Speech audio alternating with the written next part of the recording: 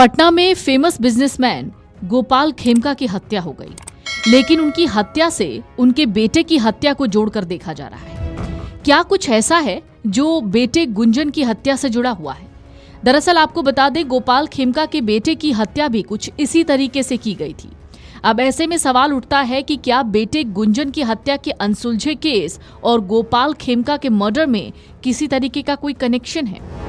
क्या 20 दिसंबर 2018 को अगर हाजीपुर इंडस्ट्रियल एरिया में बिहार बीजेपी के लघु उद्योग सेल के संयोजक रहे गुंजन खेमका की हत्या का केस पुलिस सुलझा लेती तो 4 जुलाई 2025 को गुंजन के पिता और बिहार के बड़े व्यापारी गोपाल खेमका की जान बच सकती थी। व्यापारी वर्ग की जुबान पर सवाल है कि पुलिस ने गुंजन मर्डर केस में शूटर को पकड़ा, लेकिन सुपारी देने वाले को क्यों नहीं पकड़ा? ऐसे कई सवाल इस वक्त बिहार की सियासी गलियारों में गूंज रहे हैं।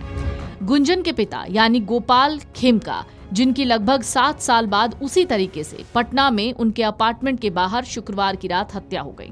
गुंजन को हाजीपुर में अपने ही कॉटन फैक्ट्री के गेट पर शूटर ने गोलियों से छलनी कर दिया था। पुलिस ने गुंजन मर्डर केस में अभिषेक कुमार उर्फ मस्तू सिंह और राहुल आनंद उर्फ चीकू को हत्या के 1.5 महीने बाद गिरफ्तार किया था। पुलिस ने बताया था कि मस्तू ने गुनाह कबूल भी कर लिया, लेकिन मर्डर केस की जांच इससे आगे नहीं गई। जेल से निकलने के बाद मस्तू सिंह भी मारा गया। पुलिस ने तब बताया था कि वैशाली में हाईवे के किनारे 13 बीघा जमीन के एक प्लॉट को लेकर विवाद में यह हत्या हुई थी। बिहार पुलिस के डीजीपी हैं, वो कहते हैं कि मामले की जांच के लिए फिलहाल एसआईटी गठित कर दी गई है। पूरी गंभीरता से मामले की जांच हो रही है। 2018 में गोपाल खेमका के बेटे गुंजन खेमका की हाजीपुर में हत्या हुई थी। गोपाल खेमका की हत्या को लेकर डीजीपी ने कहा कि पटना पुलिस और एसटीएफ मिलकर इस मामले की जांच कर रहे हैं। साथ ही भरोसा दिलाया है कि अगर कोई अधिकारी इस मामले में जवाब नहीं देता पाया गया तो उस पर भी कार्रवाई होगी।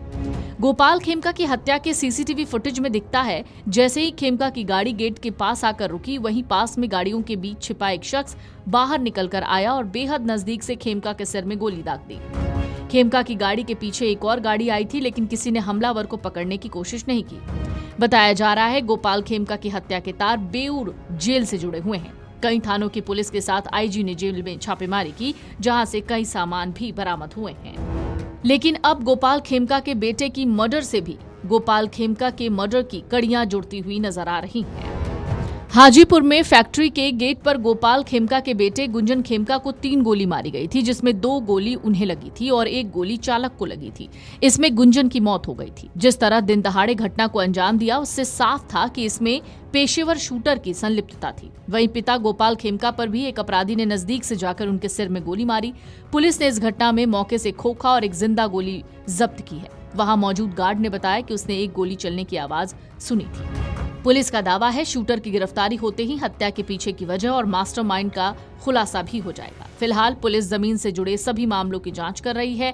गोपाल खेमका के बड़े भाई पर भी जानलेवा हमला हो चुका है। साल 1999 में पीएमसीएच के पास विजय खेमका को औषधि दुकान में घुसकर अपराधियों ने 3 गोलियां मार दी थी। बम भी फोड़े थे। गोली लगने से वो गंभीर रूप से घायल भी हुए थे। Video desk अमरउजाला.com।